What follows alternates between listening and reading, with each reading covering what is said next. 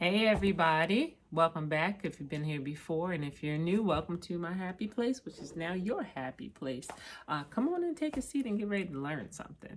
Anyway, this morning I had some orders that I needed to do from my Etsy store, so I thought I'd bring you along for the ride. It's going to be primarily about t-shirt making, and so let's get started. But first I wanted to show you the t-shirt that I happen to have on, which says Stay Classy, and I put a little decal on the back. It's one of the first t-shirts that I've ever made. So this t-shirt is probably, I'm going to say, about 3 years old. And it still looks good. I made this with some glitter vinyl. And I did not do the proper care instructions in terms of how to wash it. I'm not telling you not to do that. Follow the instructions that I give you when you buy the garment. But for me, I just toss it in there and do what I gotta do. And you can see it still looks good, so they last. And I also let you in on a little secret, the little decal on the back. That's because I walked by like a door frameway, had a little nail sticking out, and it put a hole in my shirt.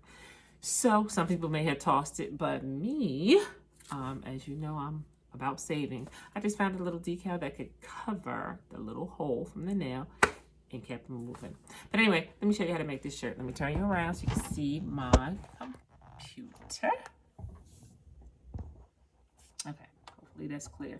We're gonna be working in Design Space today. I already have it pulled up. Now in Design Space, you have like 3 options when you're about to start a project. You can do a completely new project, which when you click on that, as you see, it just gives you this screen. You can go into your projects, which are existing projects that you've already completed. As you can see, I have some already completed in here, and I've named them, so you could go in there and just grab one of those. Or, like I said, you go back to new, and then you can go to uploads, and that's where I'm going, because what uploads are just images that you may have used before, or images that you may want to use in the future, but you just haven't put them in a project yet. So that's what I am going to look. I'm going to view all. Again, these are just images that I have uploaded to have them ready when I want to use them for a project. So here we go. This is the one I'm going to use today. I am going to click on it. As you can see, it puts it in the little circle down here, which just means now you can add it. And you could add as many as you want to, but this is the only one I'm using right now. I'm going to add it to my canvas. And in a second, voila, it's on my canvas board. This is way too big. So just to get started, I'm going to highlight up here and just type in 5 for the width, and then it'll kind of automatically set the height and bring it into frame. For me personally, I like to take these grid lines off because it drives my eyes crazy. And so here is the design that was requested. I'm vaccinated but still wearing my mask because I got trust issues and y'all nasty. But actually, this particular shirt I sell 2 different ways. I sell it complete like this, or I just will sell it with I got trust issues, and this particular client only wants this. So I'm actually going to show you how you can edit this design. So in order to get rid of this last line in the saying, I am going to click on shapes on the left hand side. I'm going to grab a square. I am going to unlock the square, and I'm going to make it the width of the last line. I'm simply going to cover it. I'm now going to highlight the whole thing. And then down here in the bottom, you have a tool called Slice. I'm going to click on that. And you will see that in a minute, it actually takes away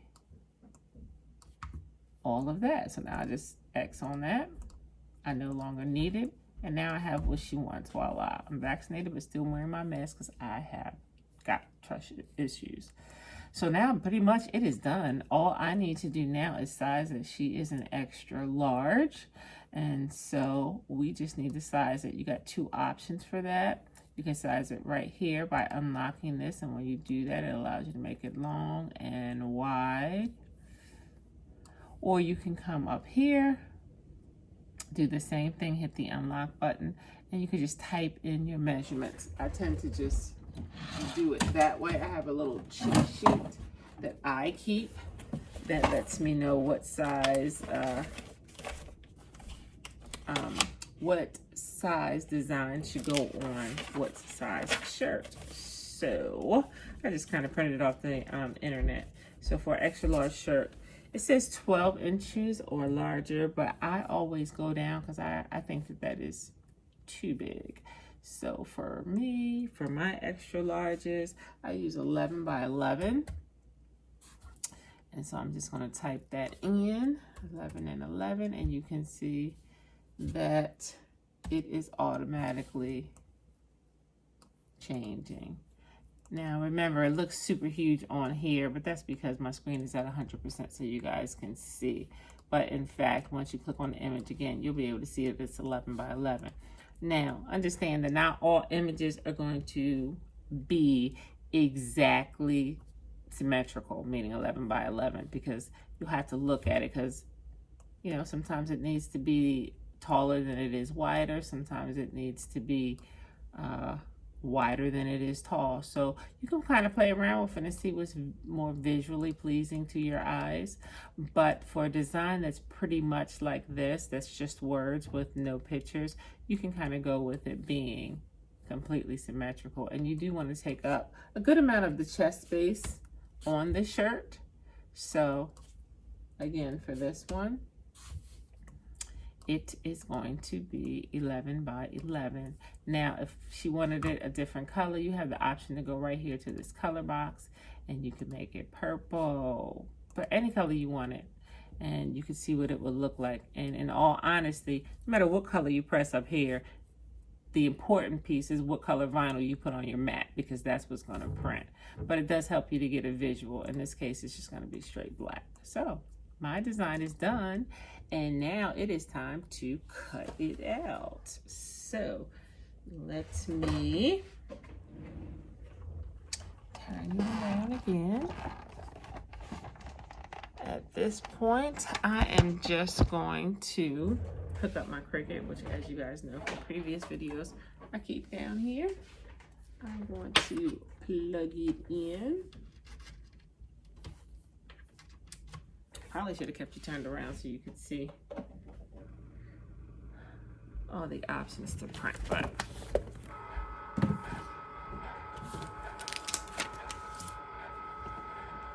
I'm going to point you down so you can see. I'm going to put this vinyl on the mat, get it ready to cut. So let's see what's going on here. All right, so for this morning, I actually had to pull out a new cutting mat because my old ones were not as sticky as I wanted. You can wash them to get the stick back. That'll be another video, but for now, I pulled out a new one. Here is my vinyl. I kind of buy it in rolls from, I think it's 641 vinyl. When it comes to iron-on vinyl, which is what this is, because remember we said it was going on a t-shirt, you need to mirror the image and you need to make sure that you're placing this vinyl down on your mat correctly. So there is a shiny side and there is a dull side. You always want to make sure that when you're doing iron-on vinyl that you put the shiny side down. So we are just going to flip this over. We are going to stick it down. And it might take some adjusting because, of course, I'm working with this whole roll because I never like to cut my vinyl before I print on it. Because, of course, I don't want to waste. Okay, so we put this down and make sure it's smooth. I have this little tube, which is called a brayer, which you just kind of roll over it. And what it does is get all the air bubbles out. Also, make sure that your vinyl is sticking to your mat like it should. I'm going to load it in.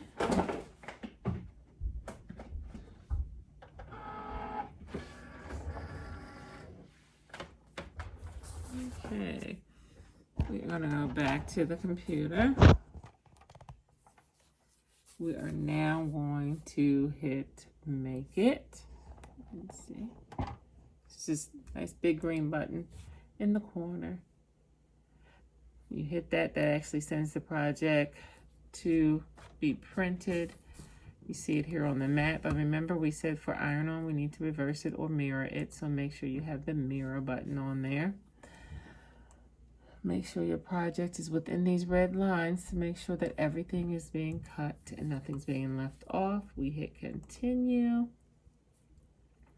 The next thing it's going to ask us to do is to choose our material. You have here some of the most popular ones as you see that you use, but you could also hit browse all material if you didn't see what you wanted. But this is just everyday iron on, so I'm just going to click that.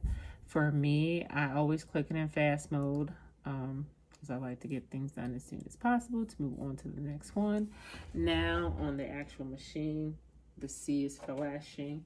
I am going to push it and it's going to cut it out. You've seen that before, so as soon as it cuts out, I will bring you back to where I have shared before that we take the mat away from the vinyl versus the vinyl away from the mat. So we just lay it down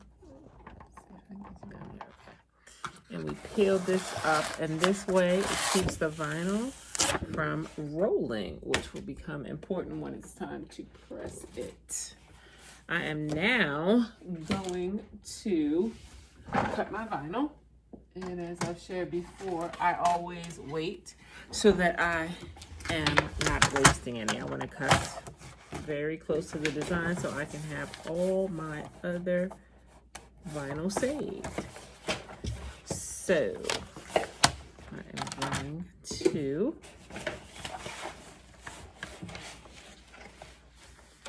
put this in here in the cutter.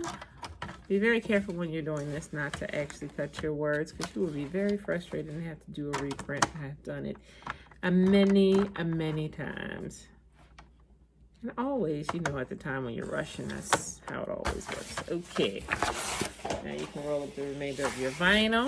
You also want to make sure that you put this protective cover back onto your cutting mat so it stays clean and nothing else gets stuck to it. Okay, hun, this is real life. Watching my husband's breakfast this morning, so excuse that. So now it is time to weed this project. And weeding basically just means to get out pieces that you do not want. This will be kind of easy because it's kind of a concise altogether type of design. So you just basically start at one corner, you peel, go slowly though, because you don't, again, want to peel up anything that you want to keep on the design. I typically will go on an angle. I will, some people say this is therapeutic. They love to weed. Can't say that I love it, especially when they are small, intricate designs, and when you got 50-year-old eyes, not always so fun. But anyway, I'd recommend you do it in a very well lit area, so that way you can see all the little nuances. Voila. So far it looks like this, but as you can see, I still need to get the inside bits. So that's what I'm going to do next. Okay, everybody, I'm back. I have cut out all my designs that I have needed. I have weeded all my designs, and now it is time to press them. So I'm going to go over quick pressing of it. My heat press, which I have already plugged in and have started to heat it up. Okay, now we're ready to get this shirt prepped. We need to get the moisture out, but we also need to find the center line so we can make sure that the design is straight. So the way to kill two birds with one stone is to fold the shirt in half. Kind of make sure that you got it even. I like to match up the seams on the arm. Fold the shirt in half. You want to lay it in the press it. This does two things. It takes the moisture out of the shirt. It also gives you a nice center line to line up your design. So I'm going to turn you down towards my heat press so you can see what I'm talking about.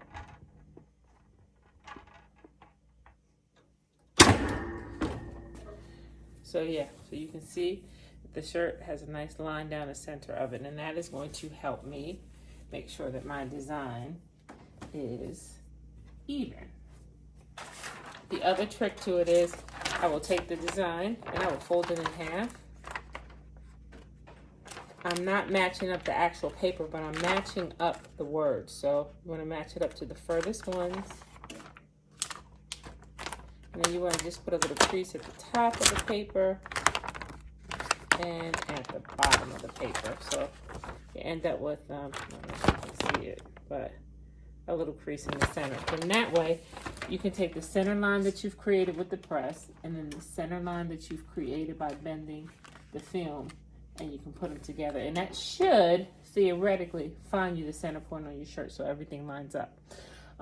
Again, you need 3 fingers down from the collar is your ideal placement. So you're going to do the 3 fingers.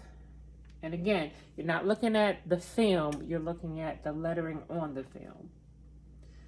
So 3 letters from there. You're matching those creases up, top and bottom, to make sure everything is straight. But you still want to check with your handy dandy ruler, because sometimes if you don't get the shirt just right, it may not truly line up. And yeah, that's just about perfect. So the shirt is lined up evenly in the center of the shirt. Make sure that the lettering is completely straight as you read it. And so now you're ready for pressing. Notice on my press, I have a Teflon sheet at the top. I always press with a Teflon sheet on top because, of course, you're dealing with a hot press, and so you don't want to melt this. So you always want a barrier. So smoothing it out, ready to press. Close it up, make sure it's got enough pressure, and then peel back, and voila, it is on the shirt. Let's see. I didn't see this little piece down here, so now I have to do a correction. So I'm going to pull this off the press because I have to fix it. You'll see that somehow that little line got in my design, which should not be there. I don't know. Great thing about vinyl is that it's pretty forgiving. So when you make a mistake, like I showed you, I had that extra piece of vinyl because, as I said 2 seconds prior to that, that you really have to be careful that there's no little bits left on there, or else you will press them on the shirt. But like I said, vinyl is forgiving. And so what I was able to do, I have a little mini heat press by Cricut. All I needed to do was heat it up, stick it underneath the shirt onto the piece that was messed up. It heated it from underneath, so then I was able to take my tweezers, kind of pick that piece off, give it another repress, and voila, you don't even know that that was there. Beautiful. Thanks so much for watching my video. Please hit that subscribe button and share with someone else who you may think can benefit. Until I see you again, be safe.